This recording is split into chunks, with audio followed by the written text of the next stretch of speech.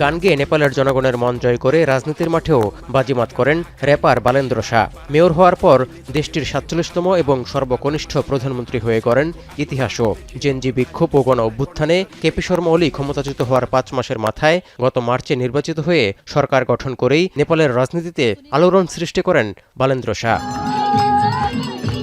প্রথাগত রাজনৈতিক কৌশল এড়িয়ে দ্রুত দৃশ্যমান পরিবর্তন আনার নীতিতে এগুচ্ছেন তরুণ প্রজন্মের আস্থার প্রতীক হয়ে ওঠা এই নেতা। এরই মধ্যে শিক্ষাঙ্গনে ছাত্র রাজনীতি নিষিদ্ধ করা সহ বহু একক ও অপ্রতিরোধ্য সিদ্ধান্ত নিয়েছেন রাষ্ট্রীয় স্বতন্ত্র পার্টির এই নেতা।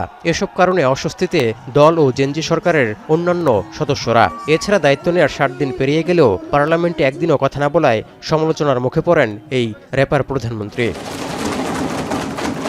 এমন পরিস্থিতিতে প্রায় ৩ মাসের মাথায় গত রোববার পার্লামেন্টে প্রথম বক্তব্য দিয়ে নতুন বিতর্কের জন্ম দেন বালেন্দ্র শাহ।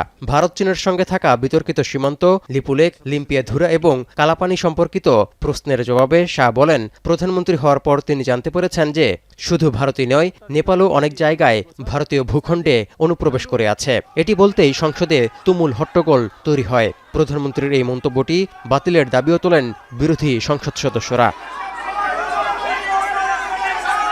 ভারত চীনের সঙ্গে থাকা সীমান্ত সমস্যা ইস্যুতে ব্রিটেনকে ভিলেন বানাতে ছাড়েননি নেপালের তরুণ এই প্রধানমন্ত্রী। দায়ী করেন ব্রিটিশ ঔপনিবেশিক আমলে তৈরি এই মানচিত্রকে। তাই সমস্যার সমাধানে দিল্লি ও বেইজিংয়ের পাশাপাশি এবার লন্ডনের সঙ্গেও কূটনৈতিক তৎপরতা শুরু হয়েছে বলে জানান বালেন্দ্র শাহ। এরই মধ্যে দিল্লি ও বেইজিংকে চিঠিও দিয়েছে কাঠমান্ডু।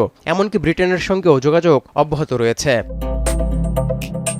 বিতর্কিত ৩টি সীমান্তের মধ্যে একমাত্র লিপুলেখের অবস্থান ভারত, চীন ও নেপালের সংযোগস্থলে। আর ব্রিটিশ আমলে ভারতের আন্দামান ও নিকোবর দ্বীপপুঞ্জে অবস্থিত কুখ্যাত সেলুলার জেলাটি কালাপানি নামে পরিচিত।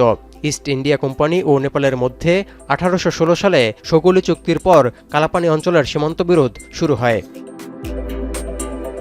নেপালি সীমান্ত বিশেষজ্ঞদের তথ্যমতে ২১০ বছরের পুরনো চুক্তি এবং সবশেষ ১৮৭৯ সালে করা ব্রিটিশ ইন্ডিয়া সার্ভের ঐতিহাসিক মানচিত্রের ভিত্তিতে লিপুলেক, লিম্পিয়াধুরা ও কালাপানি নিয়ে গঠিত ৩৭২ বর্গ কিলোমিটারের এলাকা নেপালের। আর ১৯৬২ সালে চীন ভারতের যুদ্ধের পর অঞ্চলগুলোর মহাকালী নদীর পূর্ব দিকে ৩৭২ বর্গ কিলোমিটার ভারতের দখলে।